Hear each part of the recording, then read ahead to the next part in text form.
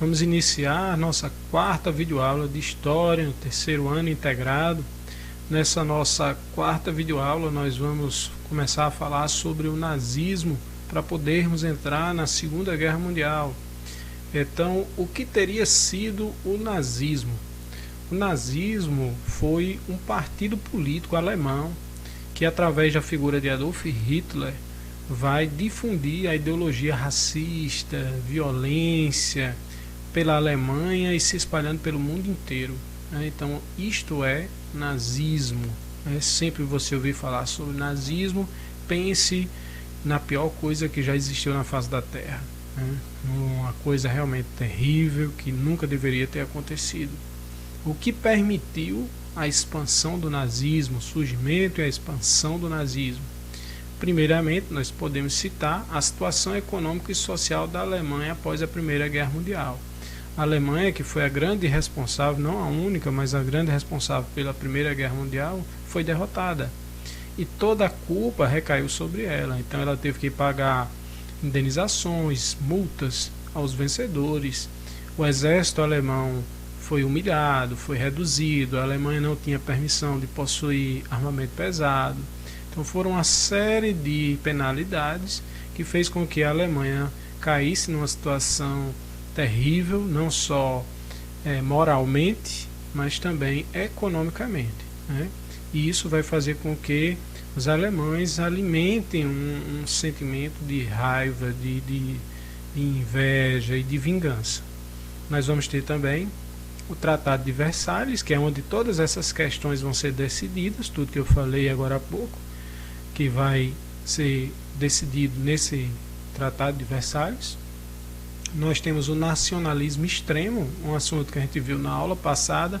Isso vai se espalhar por toda a Alemanha, principalmente sobre a figura de Hitler, onde Hitler passa a ser visto como um salvador da Alemanha, como um grande herói, quase um deus.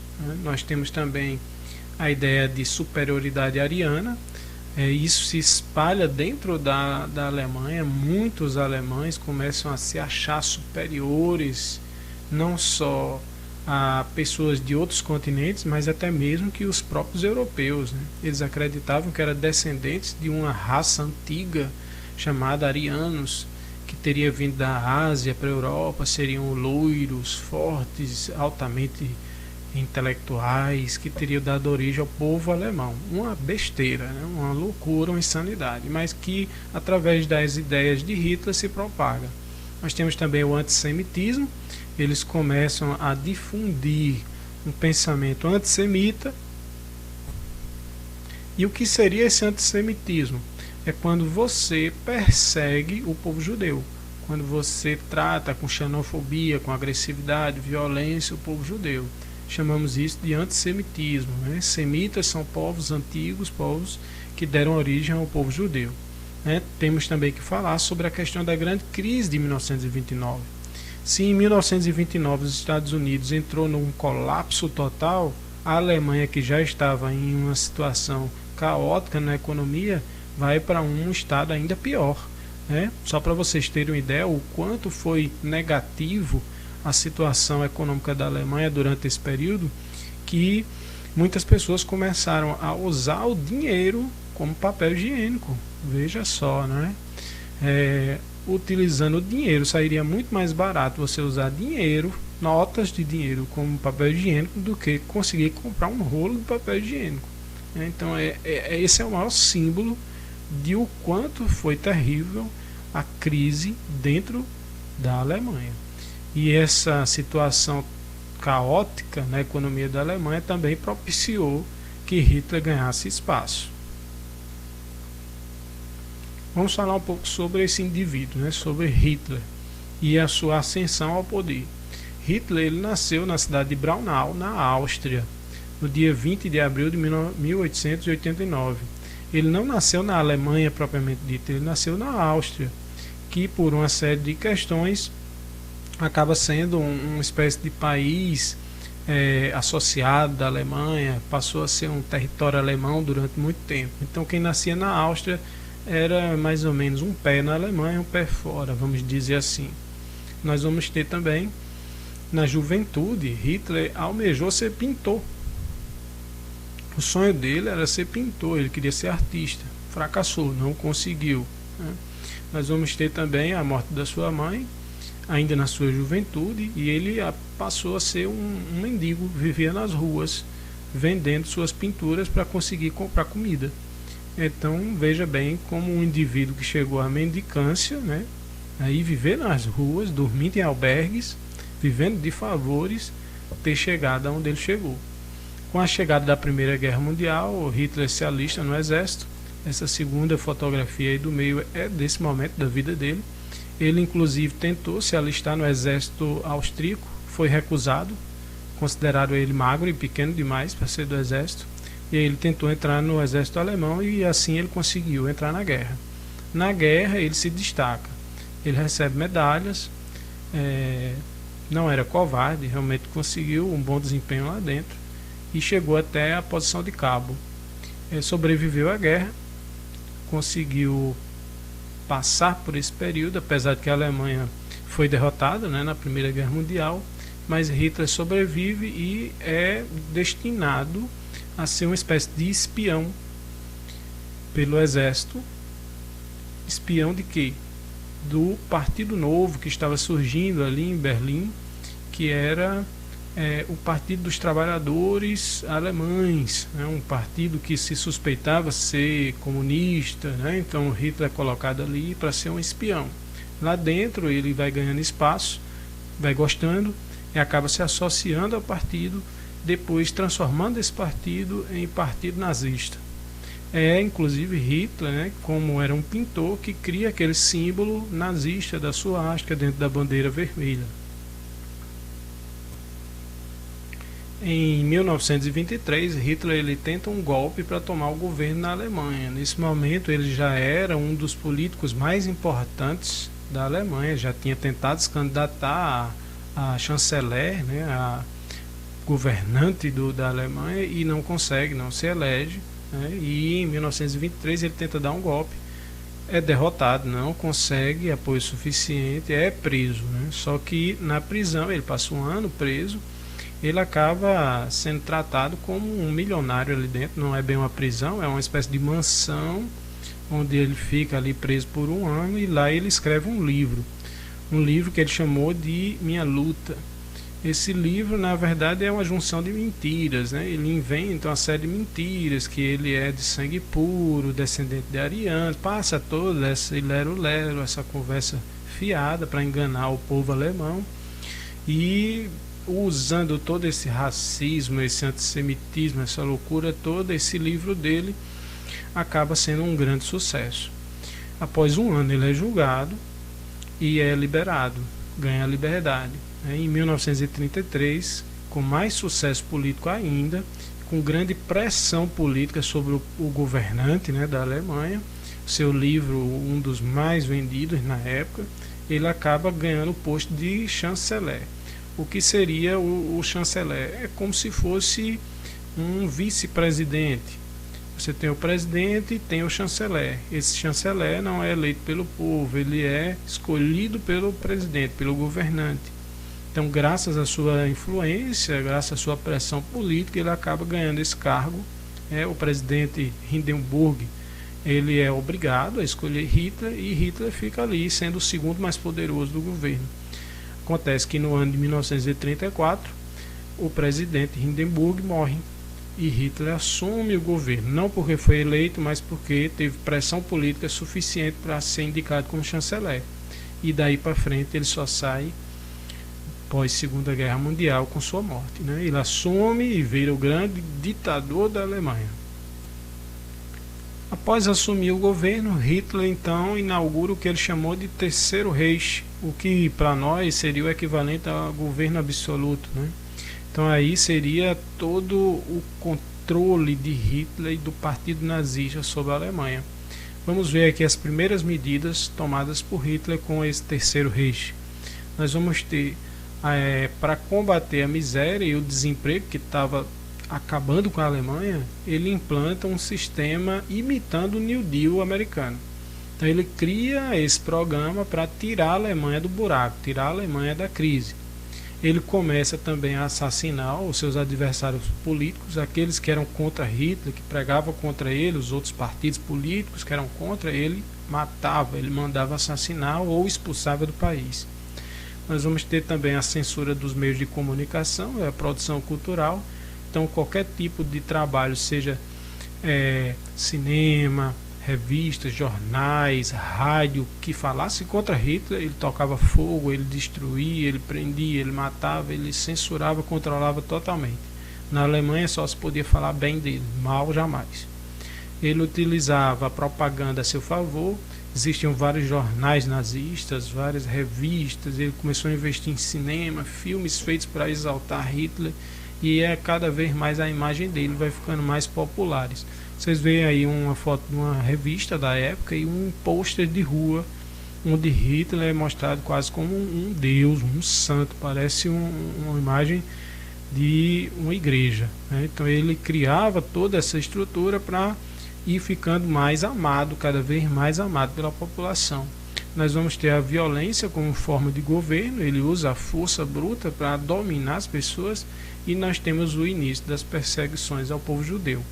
Povo judeu que já vivia na Alemanha há muito tempo, já eram médicos, empresários, todas as profissões os judeus ali viviam, pessoas, cidadãos de bem que contribuíam para o bem do país. Inclusive muitos foram heróis de guerra, lutaram na Primeira Guerra Mundial, tinham condecorações, eram pessoas valiosas, cidadãos importantes para a sociedade. Mesmo assim, Hitler, com seu ódio, com seu preconceito, vai perseguir essas pessoas. Nós temos aqui as instituições criadas por Hitler, né, para manter o seu poder, a máquina repressora. A primeira instituição que eles criaram foi a SA. A SA foi criada antes de Hitler chegar ao poder, né, quando ele ainda era o presidente do Partido Nazista, um político da Alemanha. Essa SA era uma força paramilitar, como se fosse um exército nazista, né? Um exército do partido, com a finalidade de promover atos de violência nas ruas. Hitler vai extinguir essa SA no ano de 1934, quando ele já estava no poder. Em seguida nós temos a SS, era a tropa de elite militar de Hitler, né? Estava acima do exército alemão.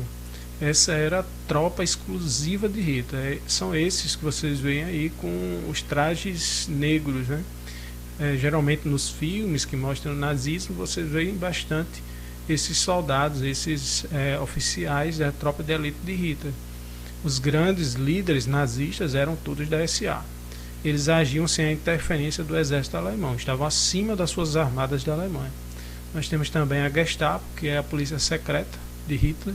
A função deles era investigar, interrogar, torturar e até executar qualquer suspeito de ser antinazista ou um adversário de Hitler.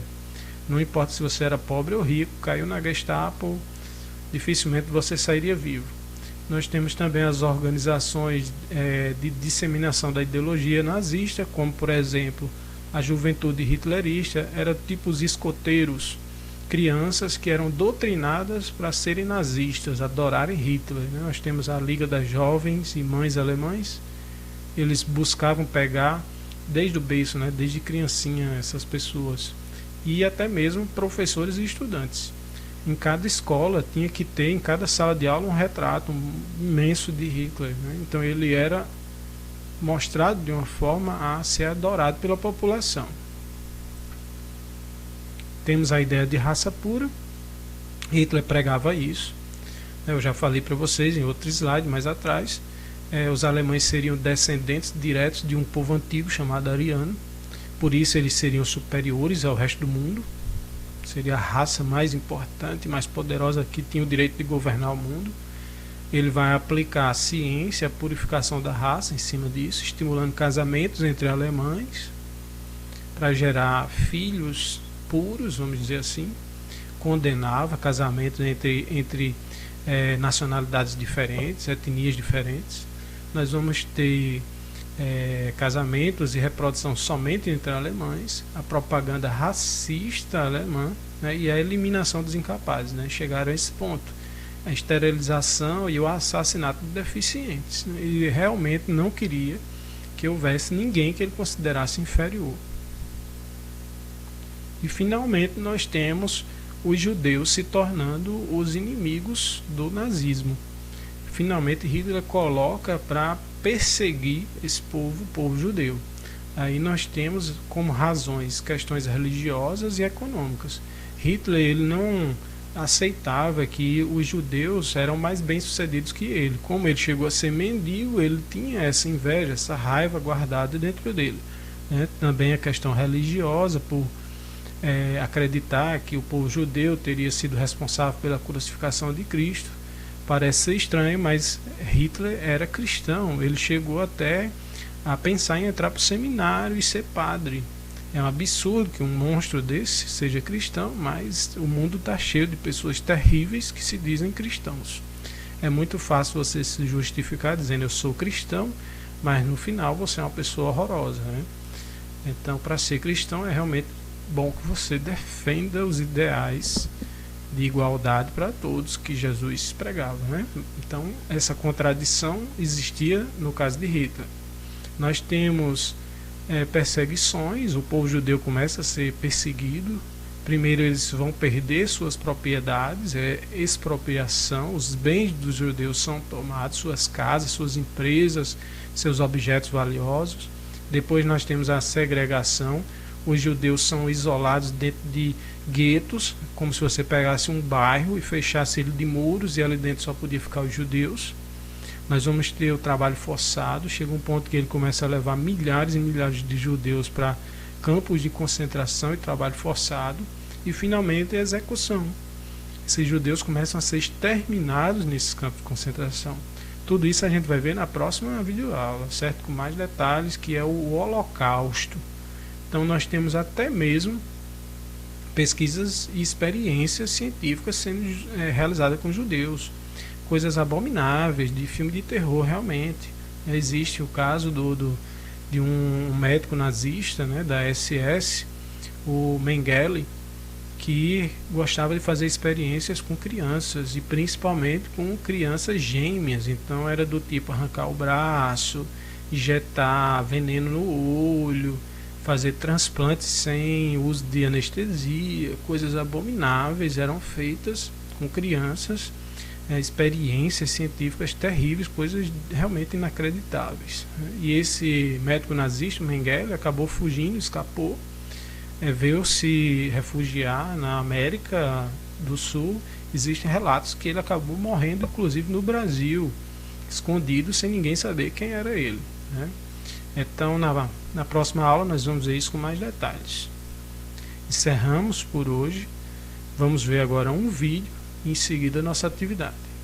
A ascensão do nazismo e de seu líder Adolf Hitler, um pintor frustrado na juventude e um ex-soldado do exército alemão durante a Primeira Guerra Mundial, é um desses fenômenos que não se pode explicar sem recorrer às condições históricas daquele momento. Mas antes disso, vamos falar um pouco sobre esse sinistro personagem. Não se sabe muito sobre as origens familiares de Adolf Hitler, e o pior é que ler a sua autobiografia também não ajuda muito a conhecê-las, já que nela foi construída uma imagem de sua infância condizente com a posição de líder nacionalista que ele aspirava. Então fica difícil saber se o que está escrito ali é verdade ou apenas a fantasia de um lunático ambicioso. Sabe-se, no entanto, que Hitler nasceu em 1889 numa cidadezinha no norte da Áustria. Sim, Hitler não era alemão. Filho de um funcionário público e de sua empregada, que por sinal também era prima do pai dele, Hitler vinha de uma família provinciana e relativamente pobre. Após a morte de seus pais, o jovem Hitler, na época com 19 anos, se mudou para Viena, onde tentou a sorte como artista. Porém, o seu sonho foi por água abaixo quando a Academia de Belas Artes da cidade rejeitou ele como aluno. Sem muita saída, Hitler começou a vender a sua arte nas ruas da capital.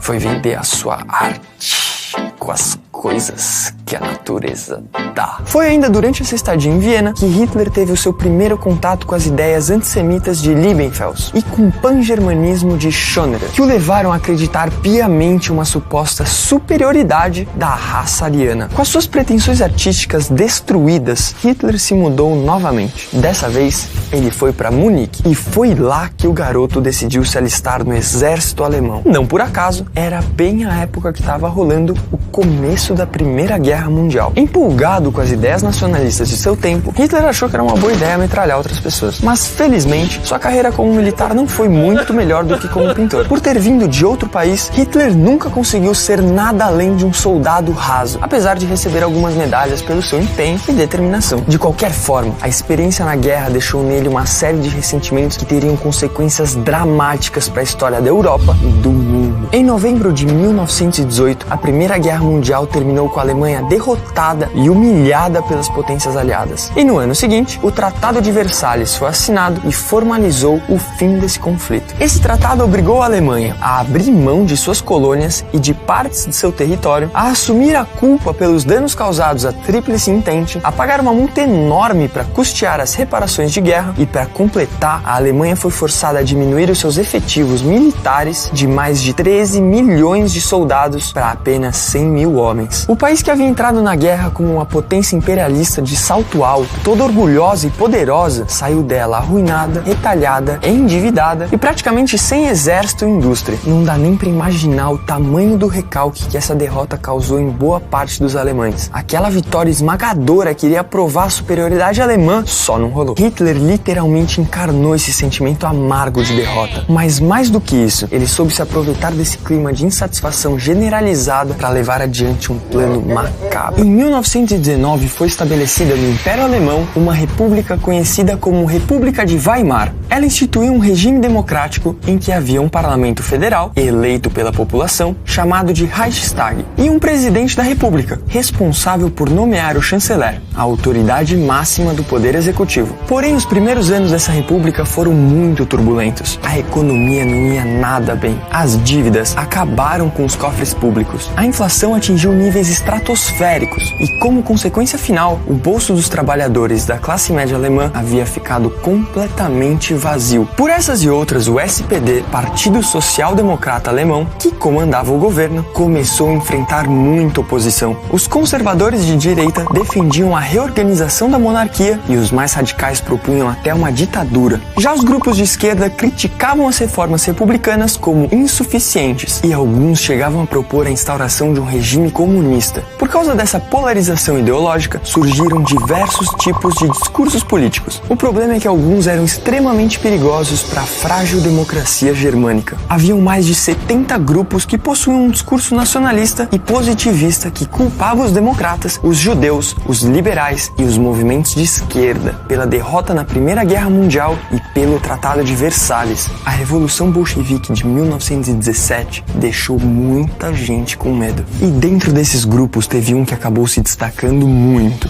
Em 5 de janeiro de 1919, na Baviera, foi fundado o Partido Trabalhador Alemão. Em setembro do mesmo ano, nosso sinistro Hitler se filiou ao partido. E ainda nesse ano de 1919, ele chegou a se tornar o principal orador do grupo. Em 1920, eles adotaram o nome Partido Nacional Socialista dos Trabalhadores Alemães, NSDAP, e definiram as diretrizes ideológicas que seriam adotadas. O antissemitismo, os caras queriam que os judeus fossem eliminados dos cargos políticos, da imprensa e que ainda fosse criada uma legislação específica para eles. Legislação essa que os reduziria a menos do que estrangeiros. O extremo nacionalismo, a crítica ao capitalismo internacional e a criação de um forte poderio militar. Formaram o alicerce do partido de Adolf Hitler. Também no ano de 1920 foi fundada a SA, a Polícia Paramilitar Nazista, que alguns anos mais tarde daria lugar à temida SS. Inicialmente, os nazistas concentravam-se na cidade de Munique e contavam com um número relativamente pequeno de adeptos, que vinham dos setores mais extremistas da direita alemã, movidos pelo ódio antissemita e pelo fanatismo nacionalista. Em apenas 3 anos, o partido cresceu de uma forma expressiva, chegando a uma soma de 55 mil filiados, sendo que grande parte desse número fazia parte da camada influente no governo, no exército e na alta burguesia. Mas por que isso?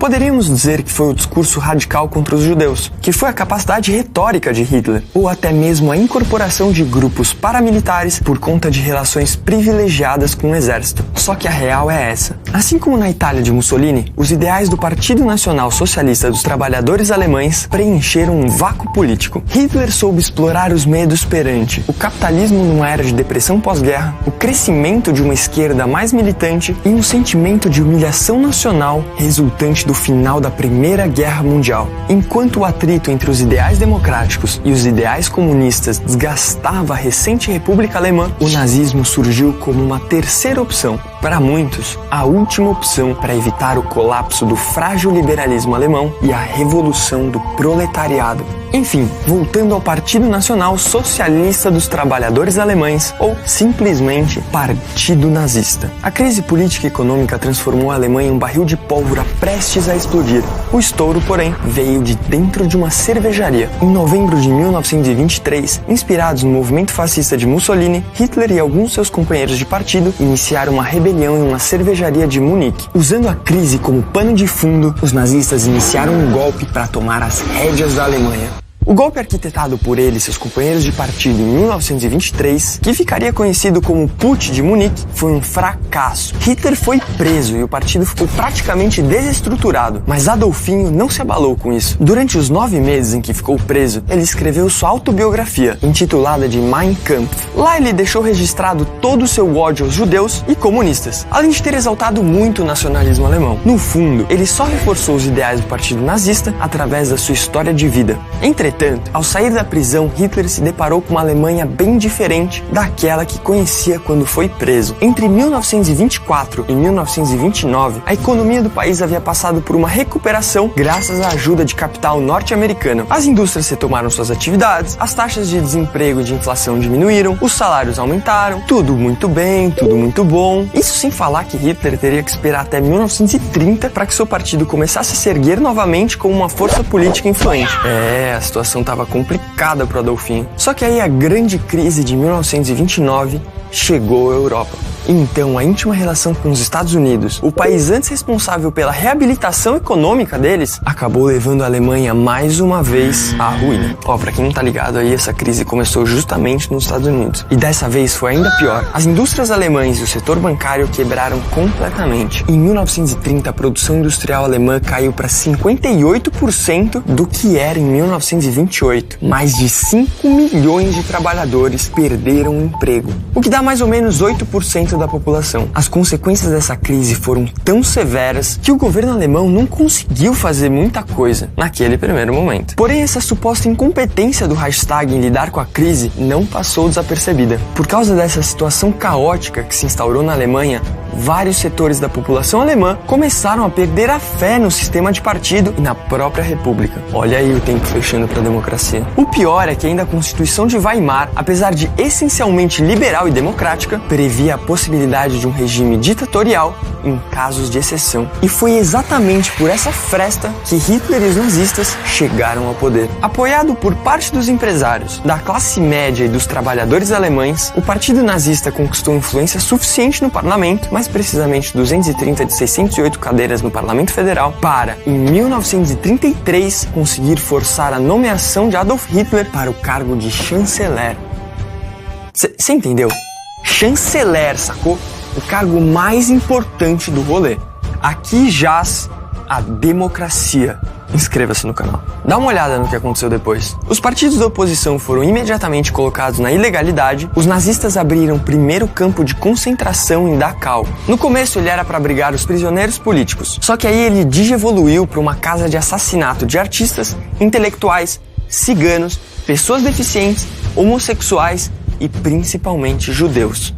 Hitler se apropriou também da presidência da República e se tornou o único chefe de Estado do país, o Führer. A chegada de Hitler no poder inaugurou o chamado Terceiro Reich, um dos períodos mais tenebrosos da história recente da Europa. Uma vez com o poder consolidado, os nazistas colocaram toda a sua atenção em acabar com o Tratado de Versalhes e restaurar a glória do Império Alemão. Vou ser bem sincero com vocês. Teve um pessoal lá que achou isso bem da hora. Alegando que o Tratado de Versalhes havia separado alemães de alemães, com a criação de estados como a Áustria e a Tchecoslováquia, e que toda nação, quando chega a certo patamar de desenvolvimento, precisa conquistar territórios menos desenvolvidos, teoria do espaço vital lá do Hatzel, eles finalmente começaram o expansionismo alemão. Reocuparam a Renânia em 1936, anexaram a Áustria em 1938, invadiram a Tchecoslováquia em 1939 e, em 1º de setembro de 1939, foram para cima da Polônia. Entretanto, esse último movimento fez com que a Inglaterra e a França declarassem guerra à Alemanha, começando assim a Segunda Guerra Mundial. Só vou fazer uma última consideração aqui. Tenham em mente que Hitler não agiu sozinho. Suas ordens contaram com o apoio, a obediência ou mesmo a indiferença de muita gente. Antes de tudo, Hitler foi um dos produtos mais sombrios de uma Alemanha, de uma Europa e de valores sociais. Não esqueçam de colocar o nome de vocês e a turma. Questão número 1, descreva o nazismo e o seu efeito sobre o mundo. Questão 2, o que foi o Terceiro Reich. E questão 3, descreva a ideia de raça pura. É isso, gente. Bons estudos e até a nossa próxima videoaula.